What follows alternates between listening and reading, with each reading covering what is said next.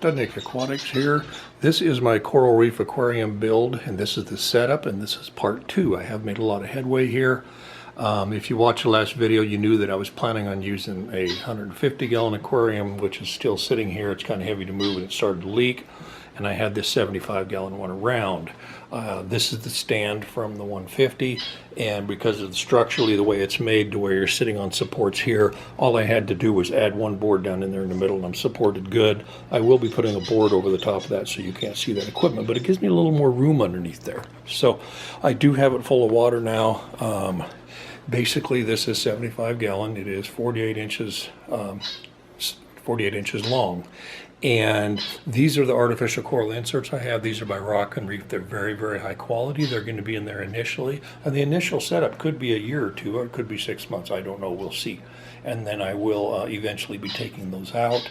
I do have some base rock around that used to be live rock. I need to get it in Clorox. I need to clean it up. I'll probably be buying some more. And I'll build my own coral reef structure in here and start adding corals.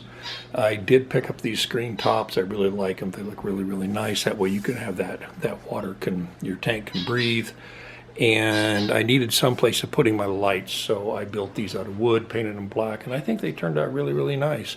There's 6 of these, and there's 6.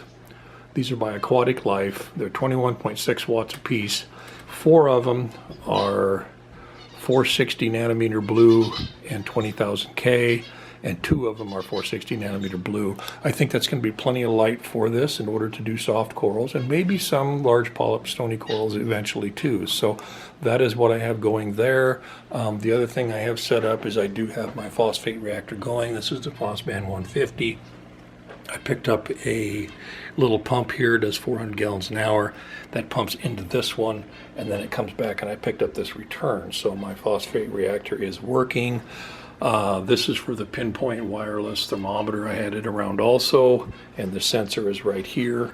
And then if you go down here, there is the readout right down there on the bottom of that thing. So as far as underneath goes, this is what I'm running right now. This is my 20 long, and this is just going to be top off water. As you see, I have my RODI in there. I don't have my float yet. So I'm going to be putting that pump in there. I have a power head that I can put in there. I will hook it up to a switch. When this display tank is getting low on fresh water, all I have to do is flip the switch and it'll fill it. I have a float ordered for that RODI unit, so this will be full of fresh water at all the times, all coming out of the basement, which is RODI. I will be building a mixing station down there, and I'll make videos when I do that. And basically on the mixing station, it's not going to be completely automated, but I am going to have a switch right over here, a light switch, basically what you see in a house. There's going to be a switch on the wall over here, and when I need salt water to refill this tank after I've taken water out, all I have to do is flip that switch, and I'm going to hard plumb it with PVC right up the side of this and into this tank on this end.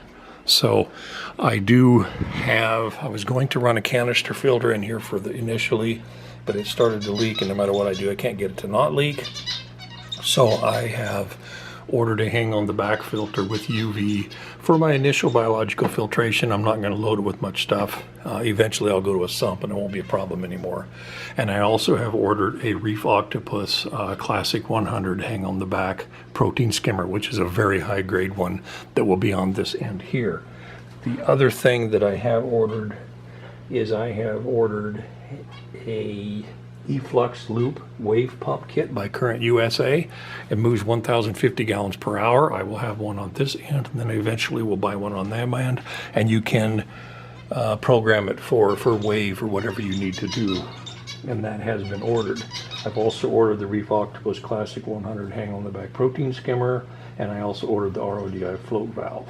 So that is basically what I have going here. I definitely want to turn over a lot of water. For soft corals, you need to turn over your tank volume 20 to 30 times. In this thing, that'd be 1,500 to 2,250 gallons per hour. If you get into the hard corals, you should turn it over 40 times, which would be 3,000 gallons per hour.